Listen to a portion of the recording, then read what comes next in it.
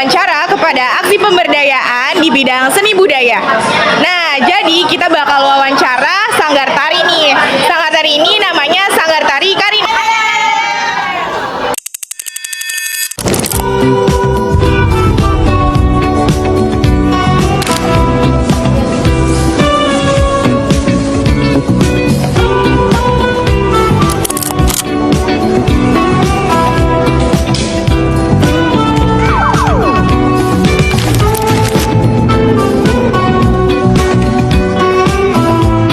Halo semuanya, jadi hari ini aku lagi di Sanggar Tari Karina. Nama aku Salma Bilkis. Sebelumnya aku lagi sama pelatih dari Sanggar Karinanya. Sebelumnya nama kakak siapa? Oke, perkenalkan nama kakak Ajeng Prianjani. Nah, kakak selaku pelatih di Sanggar Seni Tari Karina ini. Oke, selanjutnya bakalan ada sesi tanya jawab mengenai tentang Sanggar Tari Karina ini. Oke, untuk pertanyaan pertama mungkin kakak bisa menjelaskan ada apa saja kegiatan atau program yang biasanya dilakukan di Sanggar Tari Karina ini? Oke, baik. Sebelumnya siswa Sanggar Karina tuh ada pagi dan siang, ya. Walaupun kelasnya berbeda tapi materi tetap sama. Ada materi tari tradisional seperti biasa. Lalu minggu selanjutnya atau minggu kedua kita ada olah tubuh, di mana sebelum tari pasti kita harus ada olah tubuh dan pemanasan gitu. Biasanya olah tubuhnya ini kayak kelenturan, keseimbangan dan kekuatan. Di minggu selanjutnya biasanya program 2 bulan sekali. 2 bulan sekali itu ada kelas make up. Jadi kayak tata rias gitu. Dia anak-anak diajarin gimana caranya ngalis, gimana caranya pakai blush on dan sebagainya. Ada juga kelas sanggul. Jadi bagaimana penari harus bisa menata rambutnya. Oke, kita lanjut ya kak. Apakah dalam menjalankan program kerja ada kendala atau tantangannya kak? Tentu ada kendala. Ketika ada siswa yang tidak masuk, itu kan otomatis siswa tidak bisa menghafal ya materi yang sedang diajarkan di minggu ini. Nah, kendalanya siswa yang tidak masuk itu kan diberi video untuk menghafal. Tapi mereka yang nggak masuk terkadang lupa untuk menghafalnya di rumah. Jadi ketika masuk kembali di minggu selanjutnya mereka tertinggal seperti itu. Terus kendala selanjutnya di olah tubuh sih ya. Banyak anak yang memang perlu pantauan ketika melakukan olah tubuh yang cukup ekstrim seperti roll belakang, roll depan dan sebagainya macamnya. Itu benar-benar butuh pengawasan dan harus pelatih yang megangin. Nah, jadi itu kendalanya sih. Kalau banyak yang belum bisa dan belum paham, itu harus kita benar-benar urusin satu-satu gitu. Apalagi siswanya ada 50, itu aja kendalanya sih.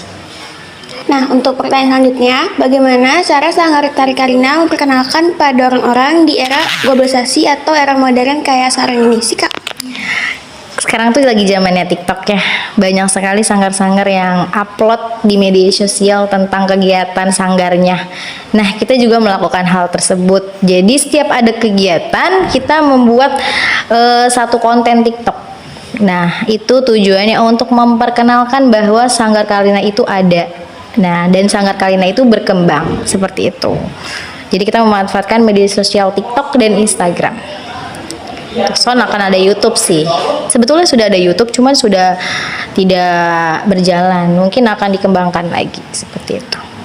Baik, terima kasih. Nah, terus selanjutnya tantangan apa aja sih kak yang dihadapin di era globalisasi kayak sekarang ini? Iya, banyak sekali ya tentunya. Sekarang itu apa-apa harus bayar ya. Kita berbicara tentang haki. Jadi semua itu ada hak ciptanya. Semakin banyak orang yang bisa menciptakan musik di era globalisasi ini, semakin banyak pula orang yang menuntut akan hak tersebut. Jadi misalkan kalau ada yang punya musik, itu kita harus bayar atau harus beli. Ya, ada hak intelektualnya sendiri, namanya haki gitu. Jadi kita nggak bisa sembarangan pakai musik. Nah, itu tantangannya sih. Jadi kita perlu izin atau bahkan kita perlu membayar musik kalau kita mau pakai musik gitu. Terima kasih. Nah, di sini ada pertanyaan selanjutnya.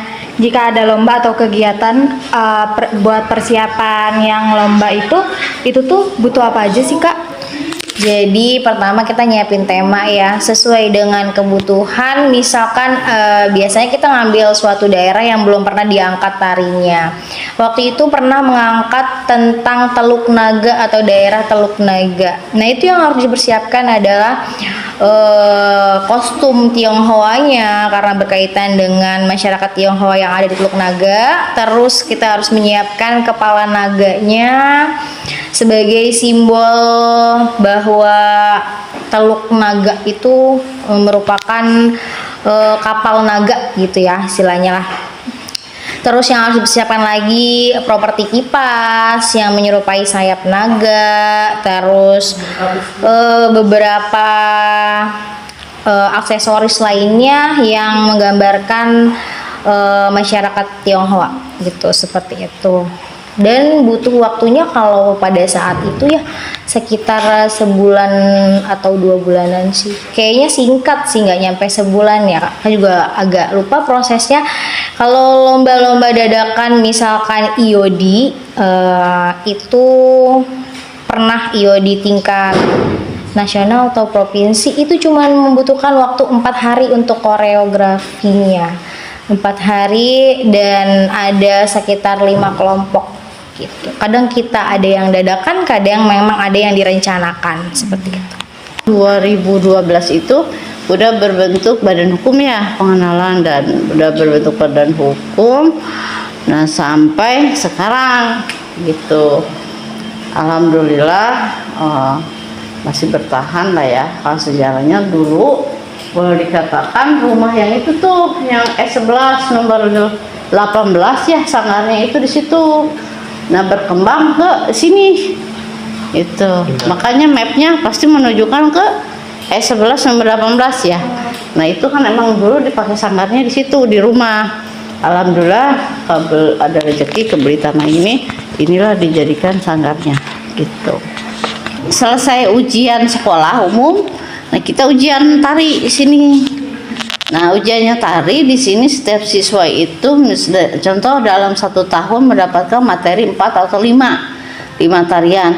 Itu nanti diujianin di dalam satu tarian ya, entah tarian apa yang masuk ke atau anak menyukainya gitu.